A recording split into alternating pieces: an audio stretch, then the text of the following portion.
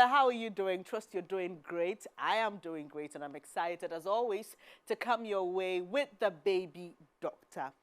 You may have seen a video or a picture of a child badly burnt, or one with a fracture, and seeing the pain in their eyes is not something you want to experience. So here's what we've decided to do today. We're going to have a conversation about preventing accidents at home. Once again, I've been joined by Dr. Coy. She's agreed graciously to help you get some ideas on how you can prevent your child or your baby from falling victim to some of these unfortunate situations. So do stay with us. We've got a lot more for you right after this. Get ready for an unforgettable experience filled with laughter, education, and quality time with your loved ones. Introducing the Koi Family Fun Day, where friends and family come together for hours of fun, entertaining games such as trampoline, bouncy castle, face painting, table tennis, Scrabble, Ludo, musical chairs, you name it. Join us on the 4th of August 2023 as we gather for a spectacular day of bonding and friendly competition. There will also be a health corner where our specialists offer dental checks, eye checks, counseling, and many more. You may be a seasoned player or a first-time participant. Come to the SOS Village Car Park at Tema Community 6 between 10 a.m. and 5 p.m. There's something for everyone. Koi Pediatrics, your child's well-being, our passion.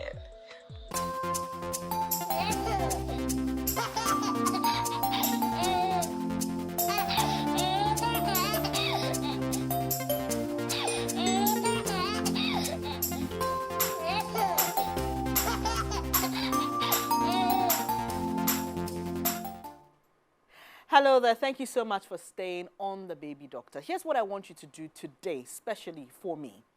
Call a friend. Send a message on all your WhatsApp groups, because we're going to have a very important conversation about preventing home or domestic accidents. It's important because the numbers are not too good, and Doc will be sharing that with us pretty shortly on how many children get caught up in domestic accidents, whether it's drowning, burning, falls that lead to fractures and sometimes fatalities. So I'll just give you a few seconds to do this, right? Call a friend, gather the house together. And I say this all the time because it's important. You may not be around when that emergency may occur, or as it is in our local settings, we don't take care of our children alone. We have a whole community that looks after them. So it's important that that entire community gets an education. Today, we are talking about home or domestic accidents. And like I said, graciously, Dr. Coy has agreed to be with us once again. Hello, Doc.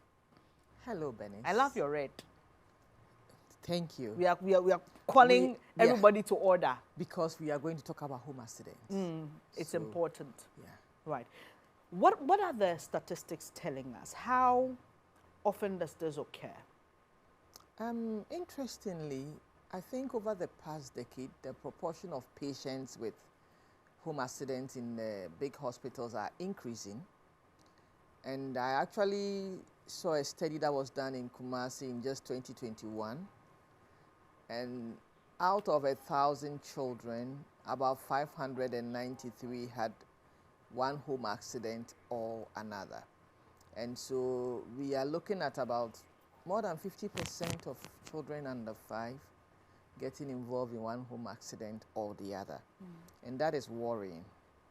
Why do I say it's worrying? Because it can cause death. And for every child that dies, there are so many other children who will suffer one home accident or the other and live with disabilities all the days of their lives. And these are avoidable causes of death and avoidable causes of pain and stress. So I think it's very important, and I'm happy that we are going to spend some time discussing this topic.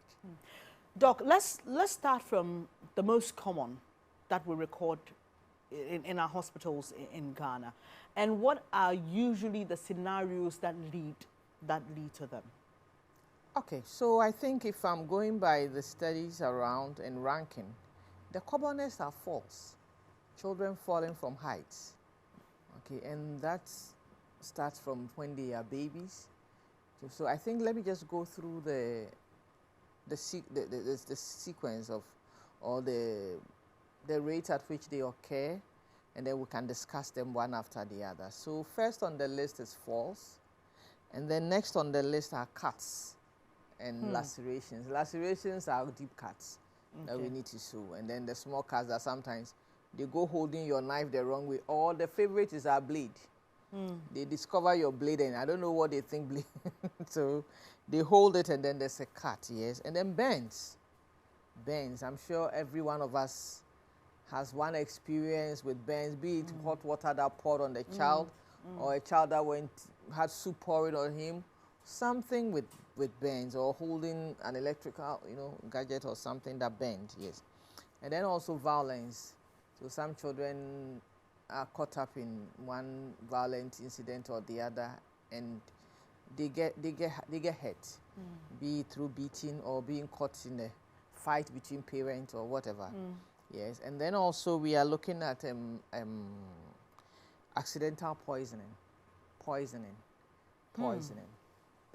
is one of the common causes of very bad home accidents that lead to death, and then sometimes very bad disabilities. And then we are also talking about drowning. With our change in lifestyle and our tastes has also brought drowning to the fore, because now we are having a lot more swimming pools, or even sometimes it's the homemade ones that the basins, or the inflatable pools, which is quite common nowadays. Which is now quite common. And then because we also want to conserve on the cost of water, we are in no hurry to empty the pool as soon as we finish using it. So drowning is also one of the home accidents. And then also firearms. When you keep guns at home, it's one of the causes of an accident at home. The children always somehow find where it is, and they always want to figure out what this is and how it can bring something out. So it's one of the things that we are going to discuss. And then finally also ingestion of food or foreign bodies. They take mommy's earring, or the popular ones so recently were coins. Yes, I think now the coins are a bit too big, so. Yes. But then the smaller ones, the 5 pessoa coin. 500 coins. The 5, yes, those things. So now the 5 pessoa coin now, the Ghana pessoa coin is small. Yes, and the 1 pessoa and all those. So those are things that also children, or your earring or your beads or anything. Or sometimes even some of the nuts that we keep at unsafe places, they choke on them. So I think these are the accidents that we see around, and which can sometimes be very disturbing when you look at the outcomes. And Doc, as you were going through that list, I was recollecting stories that had been done on this channel around these things. So drowning, and I'll be sharing them with you as we go along, because you need to be able to relate. Sometimes it's not far from you like you think. Oh, yes. Sometimes we think, oh, this may not happen to me, but it's sometimes they're very, for lack of a better expression, insignificant things that lead to the disasters and the tragedies. So let's start with the falls, Doc. Absolutely. I mean, when a child is learning how to walk, they fall off. They fall. But those are not the kinds of falls we are talking about. We are talking about falls that lead heights to fractures, falls that lead to disability, or even death. Death, yes. So I know there are many stories you can share with us, but before we go into how to prevent the falls, let's start with one of the most recent, or maybe a story that readily comes to you on a child falling and getting badly injured. Okay, and so I think falls are one of my pet areas, because more often than not, parents in our bid to be overly protective end up also, or overly loving, end up putting our children in harm's way. And so then we will normally say accidents are common in children under 5, but for falls, my worst nightmare are babies. When the babies begin to crawl. And then sometimes, you know, we are sleeping with the child, and then we wake up first. And then we leave the child with some pillows around the child, but you forget that this child is crawling. So she can crawl over the pillow. And she's crying looking for mommy. And so it's oblivious to the fact that he's on a bed, because children do not know about risk at that point. And so or sometimes a child wants to come, my mommy says, I'm changing my dress. So you put a child on the bed, running to pick a dress and come. By the time you come back, the child's head is on the floor. Okay? And so that is one of the nightmarish ones. And because they are coming looking for you, they come with their head first. And some of our beds are pretty high. Okay?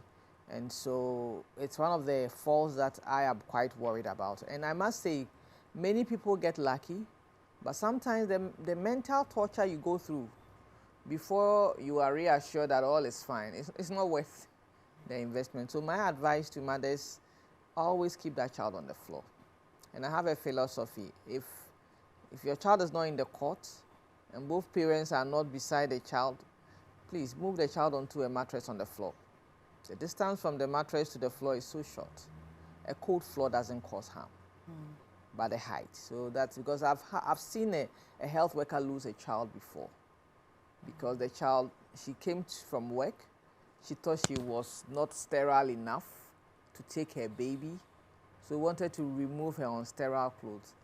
And by the time she was done, she was rushing back to the hospital with the baby, and the baby didn't make it. Oh no! Because her head, sometimes the more affluent you get, the higher your bed. So yeah, so I think falls, yes, of course, and then the other falls from chairs, and then sometimes even from some of the playing equipments we give them, some of the exotic walkers and sitting chairs.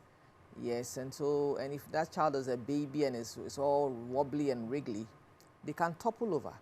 Yes, so falls can come from, or sometimes they are on a chair, they try to get down, or sometimes they are climbing objects when they are much older.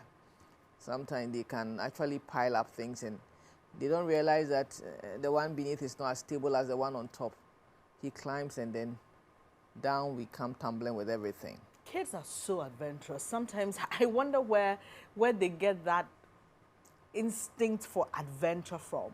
Because clearly there are times when you caution the child, don't do this, but they want to do it. It's as though they want to see what's in it. Actually, I jokingly say that when you tell a child to stop, it means hurry up because she's coming. So I always joke about it that when you tell a child to don't go there, what it means is that he's going to hurry up. Okay. Because you are saying he shouldn't go, so he knows that you come after him or her. The earlier he gets there to figure out what is there, the better. That is just by way. So, but that's how adventurous children are. It's because they have not then been socialized to see what is risky. They are an open book. And adventure is human nature. We all love adventure till we are socialized to see that this adventure is dangerous. If you go here, this will happen. But till you know that something bad will happen. You're just exploring the world. The world is beautiful. They are little explorers. There's so much to see. And every day there's something new. So why not? So, Doc, you've shown us how to tackle with falls from beds, but there are also cases of children falling from buildings and staircases. And you mentioned the walkers, because I was reading somewhere about the Pediatric Society in America, you know, not recommending walkers because they have children coming into the emergency most of the time because they've, you know, toppled over or they've, you know, gone down the staircase or something like that. So just share with us other ways to prevent falls besides always keeping the child on the floor if you're not by them on the bed. So yes, there are other things that we should be aware of.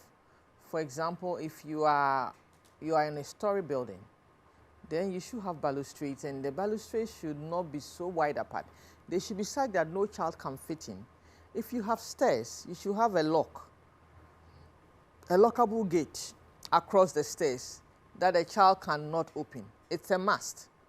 Because trust me, you can have 5 caregivers take care of one child. There's always that split second when that child will go out on the blind side of everybody. And so those are things that we should do routinely. If you have stairs, you should have protective, you should be fall conscious and ask yourself, how can I prevent my child from getting hurt when he falls? So that's why I even talked about the bed. The child will fall. Yes, he's learning to walk. He's exploring the world. Sometimes you have to do other things, but think safety as you choose homes. Think safety as you select designs for your new homes. Think safety. I mean, there are some things that if you have young children, you can put on hold. When they are older, you can do so. Some of the designs, curvy stairs, no balustrade, no security is beautiful, but it is not for growing children because they will topple down the stairs and get hurt. So that's what I'll say. The falls come, I mean, what? He's on the table, the soup is down, he falls in. So children will climb, children will explore. So think safety. Okay. What I'm doing, can any child go through? And if your children are older, can somebody's child also go through it? So when you think safety, then you can put in all the safety measures along the way because environments vary. They are talking about walkers abroad because, yes, you know, most of those homes have a step or two. And the children, and I must say, walkers, the round ones are really not recommended because it does not allow the child to move freely. Okay. And even sometimes... Rather, the irony of it, it's called a walker, but it doesn't really do the job. Well, it keeps you the stage time. And then some people think that they should let their children start sitting in from like 4 months so that they can start sitting and walking. And it doesn't happen. What you do, this child is sitting, hanging, and the feet are tiptoed. So with time, the tendon at the back, the Achilles tendon becomes very tight, and this child will not be able to. So when it's time to walk, she's standing tiptoe. She cannot put her feet on the floor. And that becomes a problem that the physiotherapist has to come in. And even sometimes they have to go to theater. So seriously, you buy a walker and go and pay for theater service. It's not, the child will walk with or without your walker. And so it is not a must-have for a child to walk. But if you have a push one, where the child is stable and with an adult supervision, that is fine. Okay. Because then he's already steady on the floor and he's just moving around. And it is whilst he's trying to explore, he practices walking. But the round one that keeps them stationary with all the dangle, ting tong all around them. Wheels, so when the child moves a little, it goes round. But the child is not doing anything by himself. The wheels are moving. Okay. Yes. And you know, it's all fancy and all noisy, and it doesn't do much to their mental, their brain development. Oh, wow. Yeah. Interesting. Doc, so let's move to the next one. Yeah, so we're talking about lacerations and cuts. And cuts, yes. And so you will have to be mindful where you put any object that can cut. So for example, if you have a blade and your closet is on the floor, it's a no-no. You should have a place where it's safe. And I always say you should have cupboards and cabinets or drawers where the child cannot open. And if you have drawers, you want to have child lock, so that the child cannot go and open your drawer and help him or herself to the content. And there I will talk about choking as well, because if he goes and he doesn't pick your blade, he may see your earring. If he doesn't see your earring, he may see some other thing which is interesting, colorful. It's different. Yes. For the cats, they see you holding a knife all the time. They want to be adults. So when they see a knife, they are happy that, but they don't know that you hold a part of the knife, not another part. So they hold anywhere that their hands will touch, and then there is, and it can be very deep, because you know children have strong grip. So when he takes it, he grips because he is oblivious to the risk that it poses. Yes, and some of the cuts can be so deep that they have to go to theater and get it sutured, and it's unnecessary. It's unnecessary. Yeah. Right. It's a learning experience for us today as we open our eyes to the things that we think may not cause harm, but they do. So we've learned from Doc, keep the sharp objects out of their reach. And Doc, we have a habit here in Ghana of beating the children when they go for the things, because we think that they should know that it is an object that can hurt them. And I, on several occasions, have had to tell mothers and caregivers, it's not their fault, it's your fault. You should keep it out of their reach. That's the principle here, isn't it? Absolutely. I think it makes us feel better. And I think it's pretty much in our society and in our psyche, we always look for somebody else to blame. We are never responsible, are we? And so it's that child who will not sit at one place. There's no child that sits at one place unless the child has a medical problem. And so when you are angry that your child is not sitting at one, wait till he sits at one place for a day, and you will bring the child to hospital because you'll be worried. So children are born to be explorers. Under 5, they have no idea what risky looks like. With time, they get to know, because of course, I'm not saying give him kisses when he's going astray, but beating him unnecessarily brings accidents. Especially when he picked something that you as the caregiver should know that you should put away. Just take out it from the child's hand. Say, oh, Kweku, don't take this. This is not good. Maybe a little stern face for emphasis, because they read our facial expressions. Yes, and so if what is he or she is doing is wrong, please don't, oh, kuchi, kuchi, baby boy, laugh, laugh, laugh. You can say, don't do this again, boy. But then please don't be the child, because it's not a child's fault. It's not a child's fault. It's not a child's fault. So we're talking about preventing home and domestic accidents today. We've tackled the first common, which is falls, then lacerations and cuts. And like Doc said, cuts can go pretty deep and they could injure the child. And sometimes, Doc, you know, sometimes when the kid takes the item and he's running with it, it's a sharp object, and then there's a fall. So is that the gravity of the injury, or the potential gravity, should, you know, make you want to keep your things away. And Doc, there's an interesting thing you mentioned about children stacking things. So you keep the knife or the sharp objects at this level, and they can put a stool there and go. So it should be the best form of protection in terms of putting them away, so that these adventures by these kids don't lead to accidents and emergencies. So we've decided to take the issues one after the other, go through them, and when Doc discusses and shares the examples of what she's experienced with us, then she gives you the tips on how to avoid a similar situation. So Doc, from cuts and lacerations, we go to what? Yeah, cuts is about a quarter of the cases, and burns.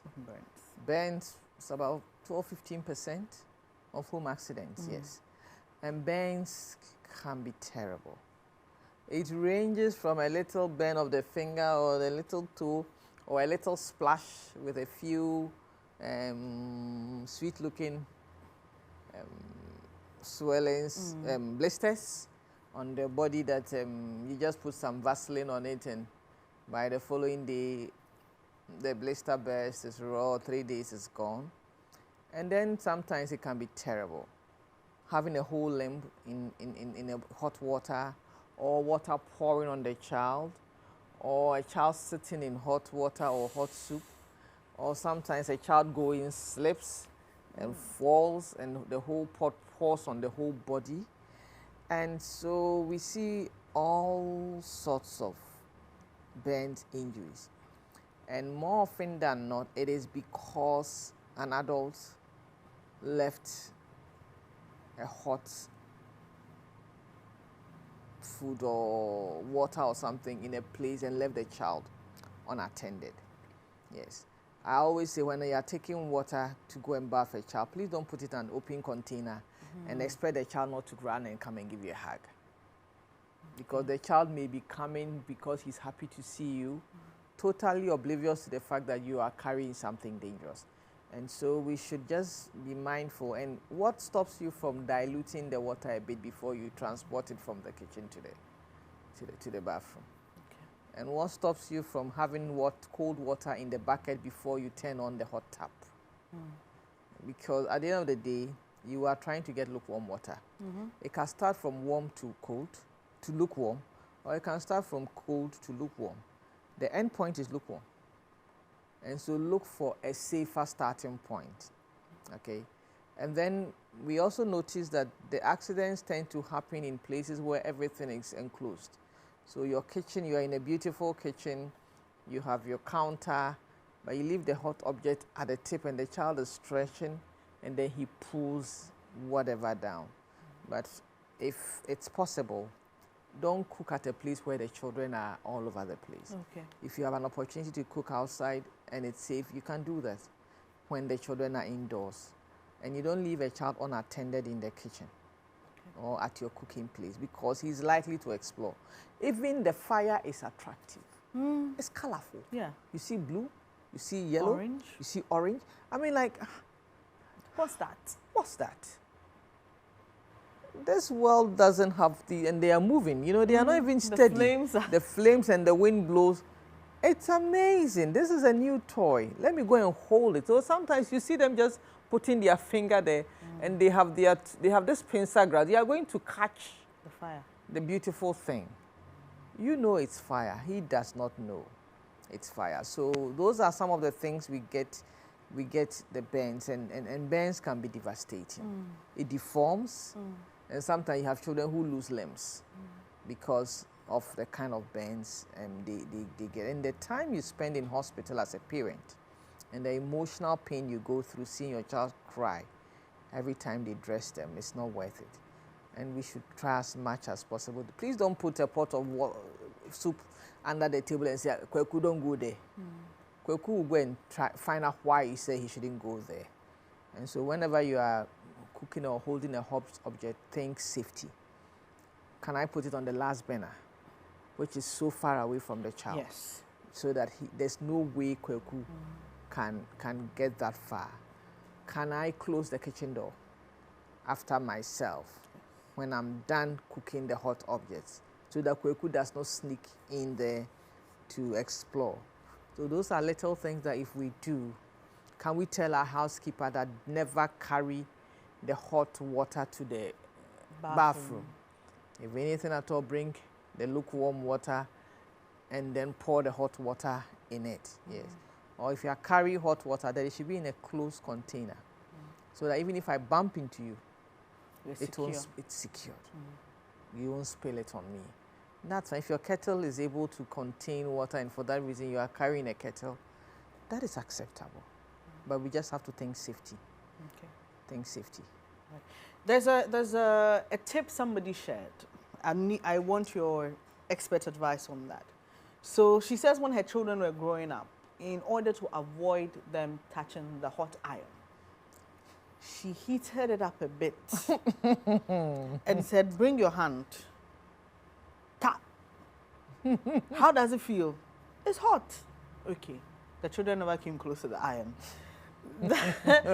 In her mind, letting them experience a little of what they will experience if they came close to such a device kept them away. I don't know what your opinion on that strategy is. Of course, you can't do that with hot water, but you can do it with hot gadgets, like people who have salons and their children, and maybe the the iron for flattening the hair and all that, or the dryer, or any of those things.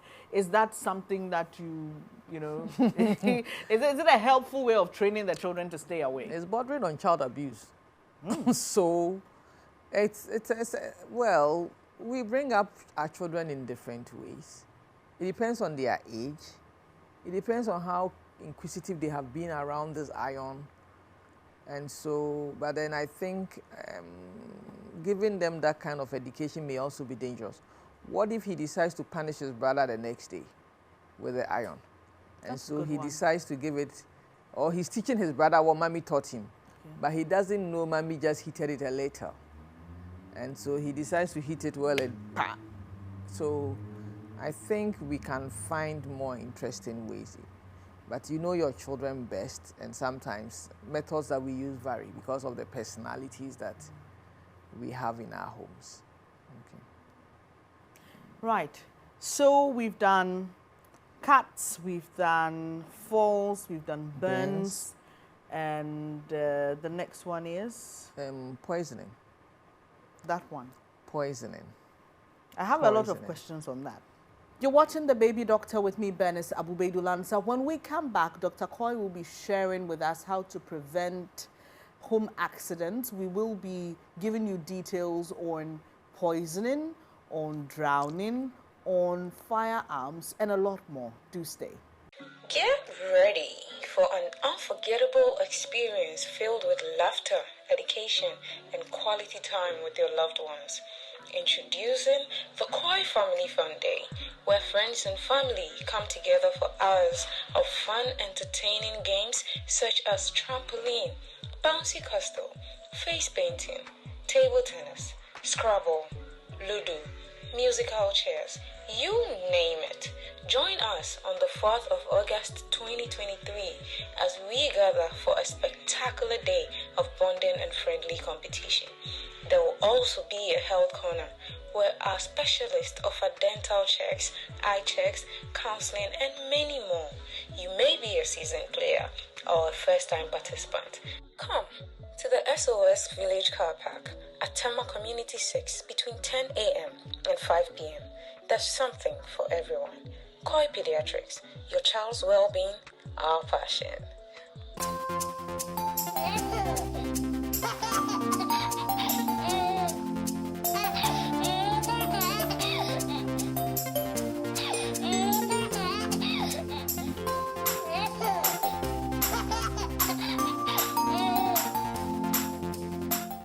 This is The Baby Doctor with me, Bernice Abubeidulansa. Thanks for staying. And if you just joined us, we are talking about preventing home accidents. We've touched on burns, we've spoken about falls, cuts and lacerations, and others. But it's now time to get some more education on the others that Doc highlighted as, some of the common occurrences here in Ghana. And poisoning happens to be one of them. Doc, what should we know about poisoning?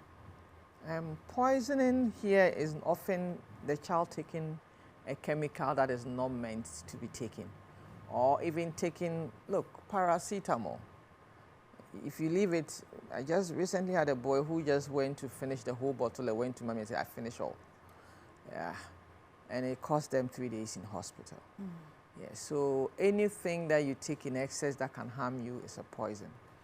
And the problem we have is we store everything in the same bottle of water bottles that we drink from.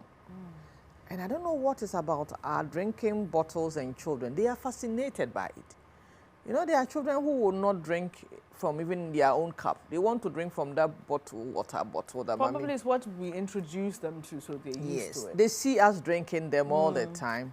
And every child has the adults in their home as their role models. So they want to drink. So if you are keeping your kerosene, you are keeping your rat poison, you are keeping your thinner or whatever in this same bottle, because when you go to the shops and they are selling, or in the market, they also put them in the same bottles. One of the culprits, the caustic soda. Yes. That one. They put all in the same plastic bottles. And then another problem, all these bottles do not have child lock. And so it's easy for every child to open it. And when he opens it, then many of these things are also very plain, clear, transparent like water. So sometimes they think they are drinking water till they taste it. Okay, and then they realize that it is not water. If it burns the mouth, then he's likely not to take too much. But some children would have taken a big gulp before they realize that it's burning or it's poisonous. So please, the rule is that don't put poisons or any dangerous chemical in a bottle that looks like the water bottle, because then the child thinks he's getting water. 2, get the medicines that children love. Most of their medicines are sweetened.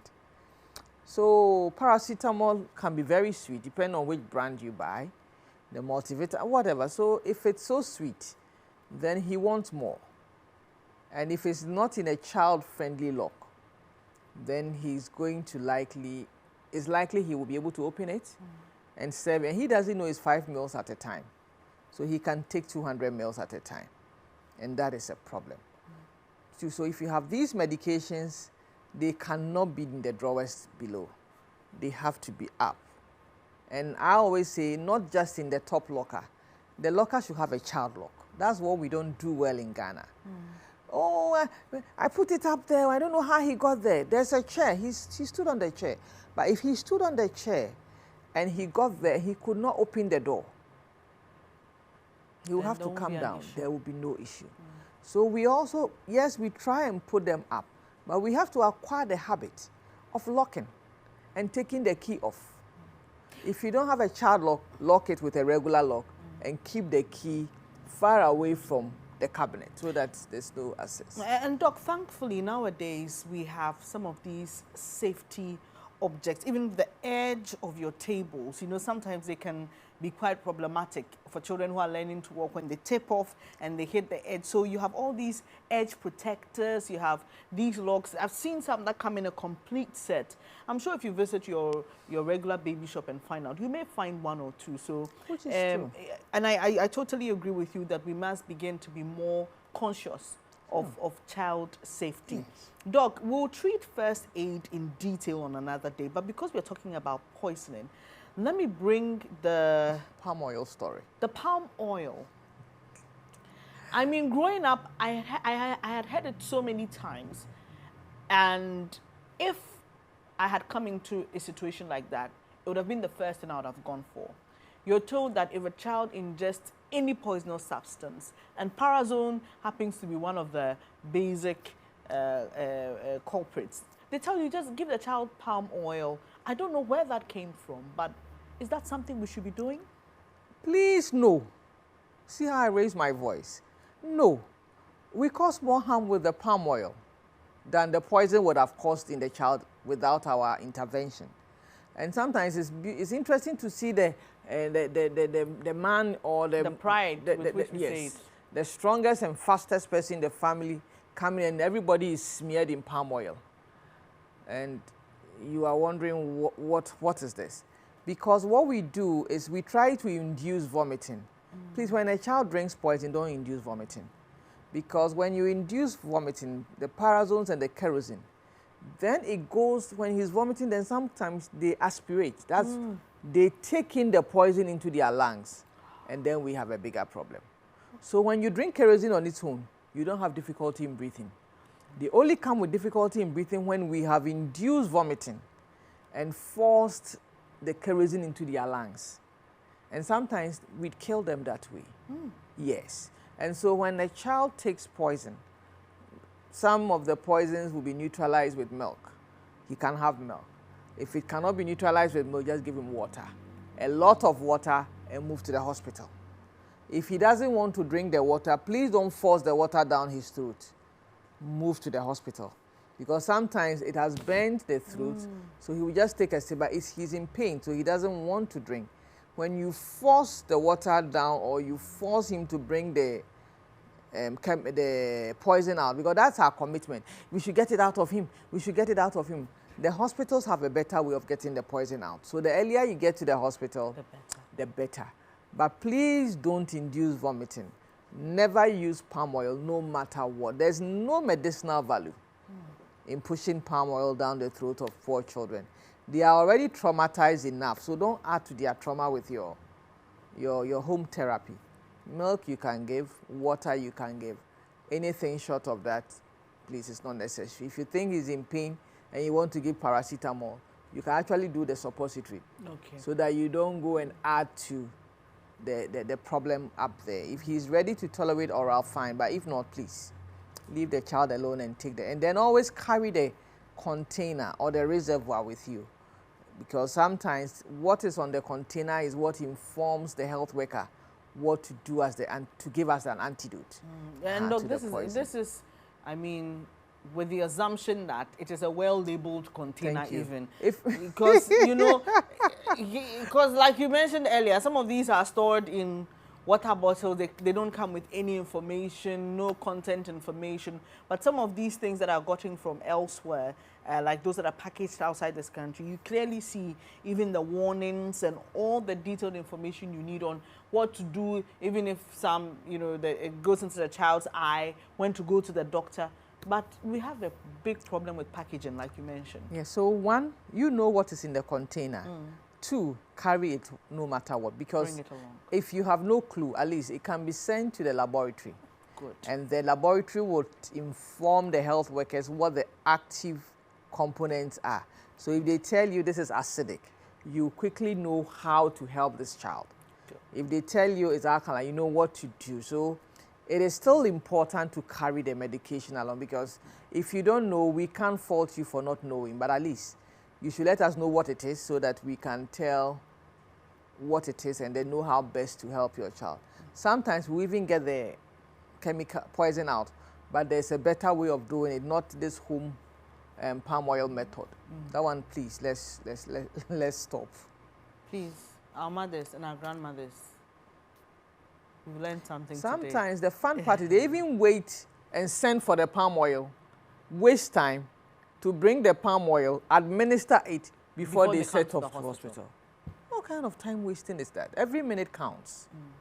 And so for poison, that's the key lesson. Every minute counts. So please, the earlier you move, The better. the better for your child. Now we're moving on to the next one, which you are aware of. If you don't know somebody who has been a victim, you have heard of somebody's story. Quite recently, you heard of that popular Nigerian musician who lost his son due to drowning. And then again, Doc, when you hear stories like that, you always ask yourself, is it that we never learn? Because years back, his colleague musician lost a child that way. Here in Ghana, we know of footballers and other people who've lost children and grandchildren through drowning. It's a big problem. But Doc, before we even go to the drowning in the pools and the large collections of water, there's a story we told on this channel, the Joy News channel, that I'll never forget, of how a boy drowned in a bucket of water. And it's something we don't address our minds to. So we fetch water and we leave it in the back of the house, or we leave it in the bathroom. I am told that children, toddlers, younger children, can drown in water as high as 1 inch. Yeah, because it's possible. Because what happens is the water reservoirs are narrow. So when children always go with their hands first. No child goes into, sees a bucket or says, let me turn and put my leg first. So more often than not, it's accidental. He's looking at the water, he slips and goes in. And so his head goes in first. And when the head and the hands go in, then he cannot come out. Okay, and as he struggles to come out, more water gets into his lungs, and so he drowns. So yes, it can happen, especially because our reservoirs are narrow. If it was a big tap, 1 inch, you may not drown. Yeah. Okay, but it's not a big tap; it's a bucket.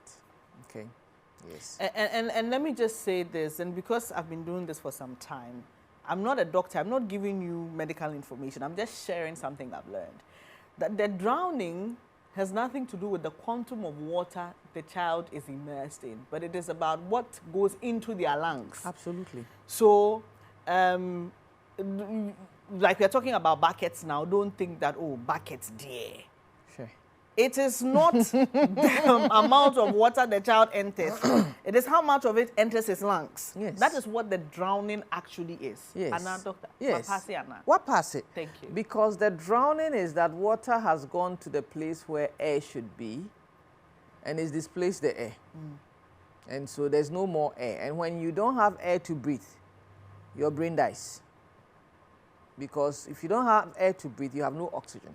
The body depends on oxygen to function. And look, you try, let's hold your nose for a few minutes. You realize that after a minute, you start frantically trying to push my hand away so that you can have freedom to breathe. And so as you get frantic, you get more agitated. And if I'm bent on not minding you, it gets, it gets worse. So that's how it is. I'm stuck in this space.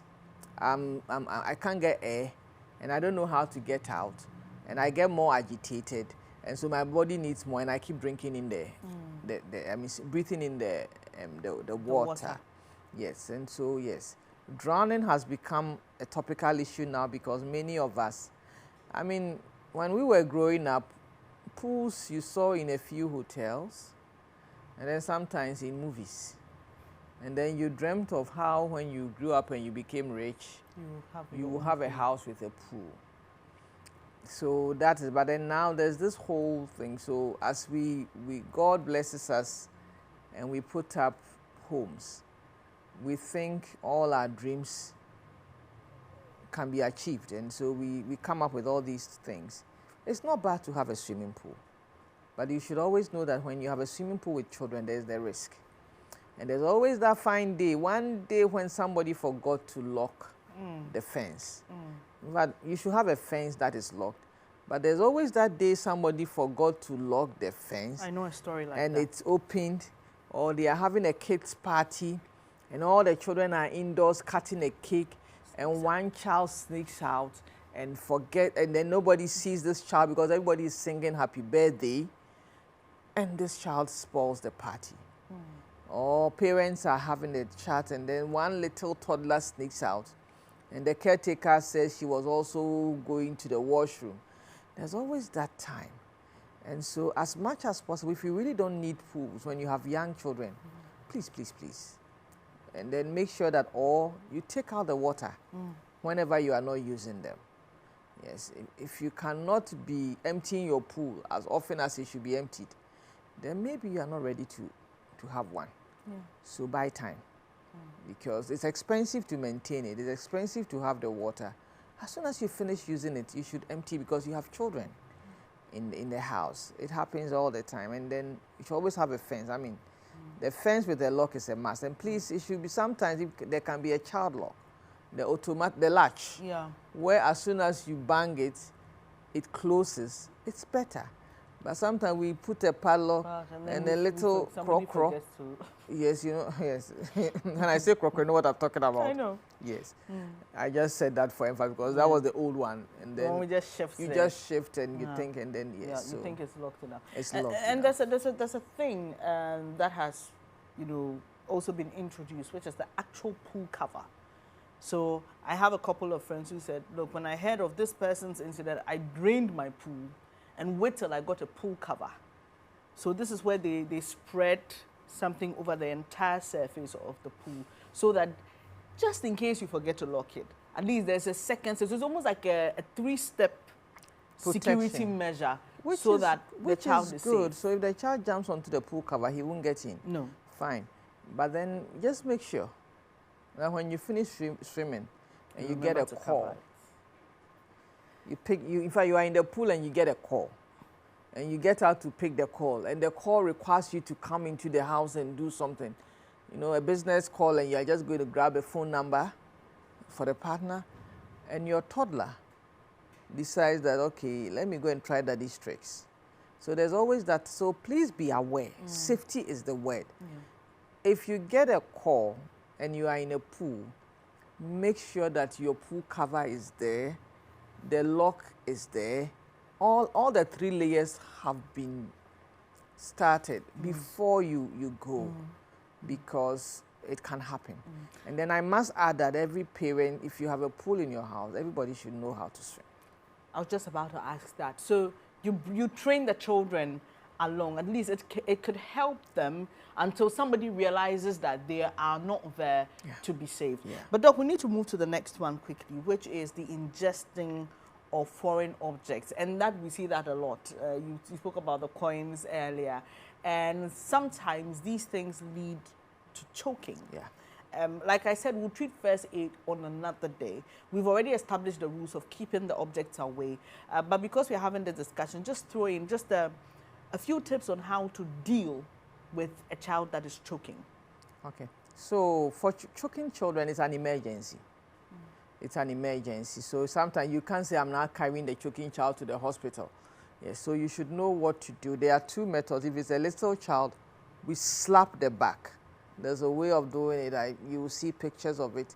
You turn the child on his tummy, and then you slap the back. You slap between the ribs at the back, and then the foreign objects will come over. If the child is older... When you say slap, or... When your child is choking, that's not when to tap. Slap.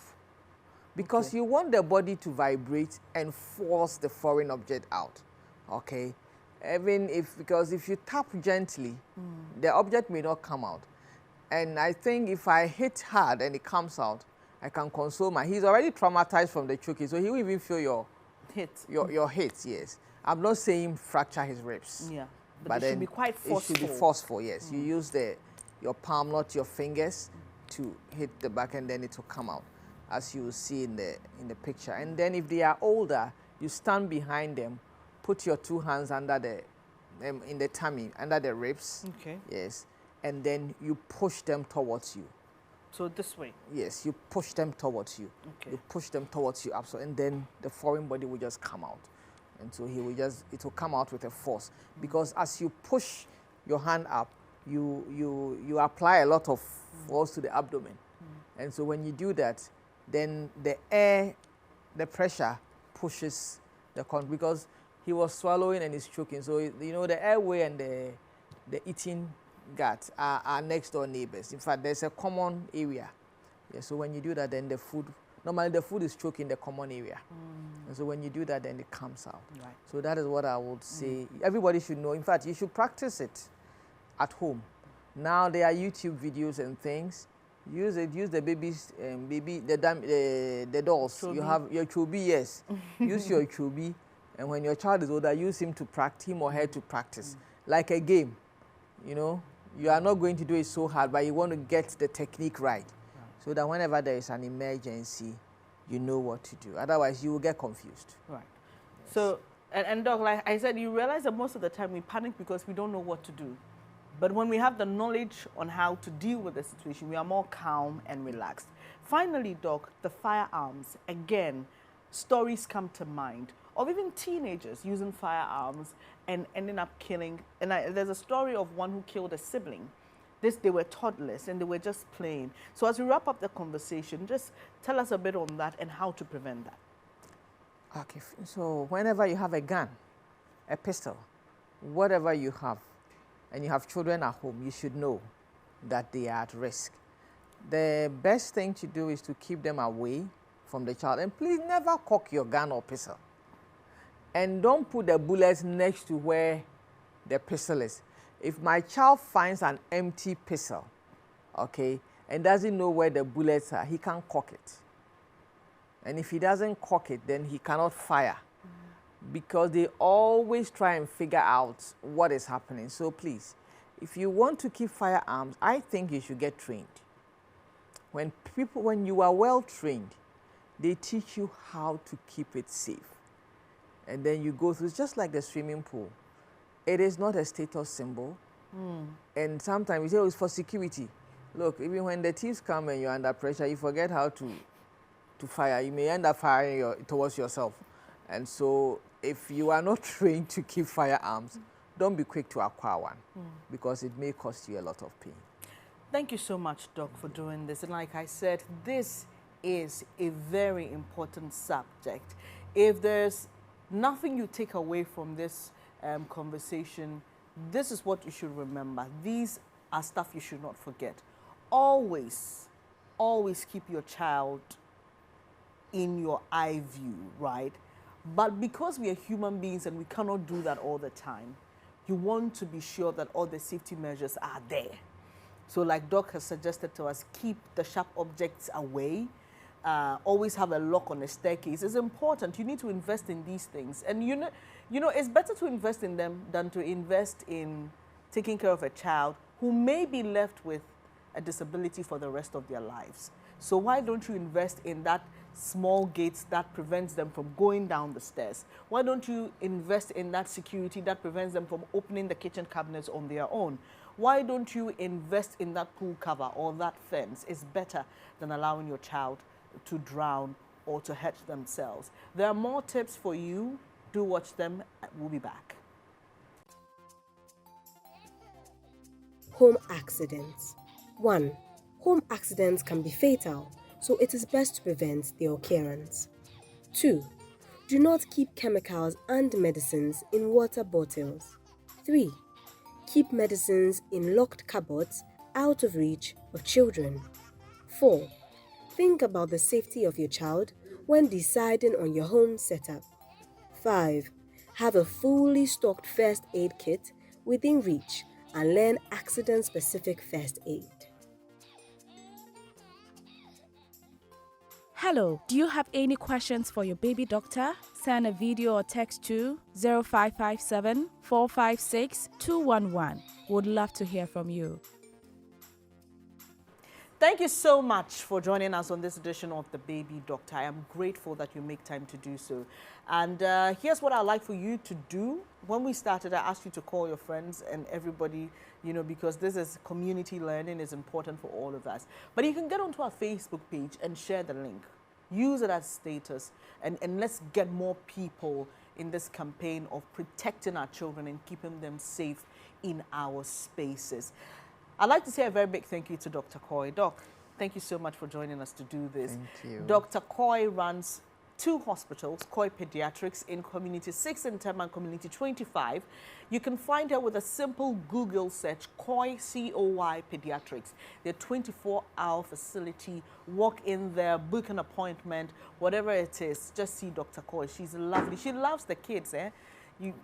You will testify. Just pay her a visit and you will say that I'm just not doing this because she's seated here. I'd also like to say a very big thank you to Azel Vogue for my beautiful dress. You can contact Azel Vogue on 0244155266, 0244155266, or get onto Instagram. You'll see the beautiful dresses for all occasions, okay? So we've got casual, we've got official, we've got, you know, for your weddings. Everything is covered at Azel Vogue. Thank you so much, Azel, for this beautiful dress. And Think Media is where we are bringing you this important program from. Think Media is a North Kaneshi. Contact Think Media for everything creative. They're a creative agency. They will plan your events. They will help you develop a communication strategy. Look, whatever it is you need when it comes to communication and creativity, Think Media are the experts. I am Bernice Abubedu Lansa, and what can I say to you? Thank you so much for joining me every day. We show this program. And until next time, it's goodbye. And don't forget to keep the children happy, because a happy child makes a happy home.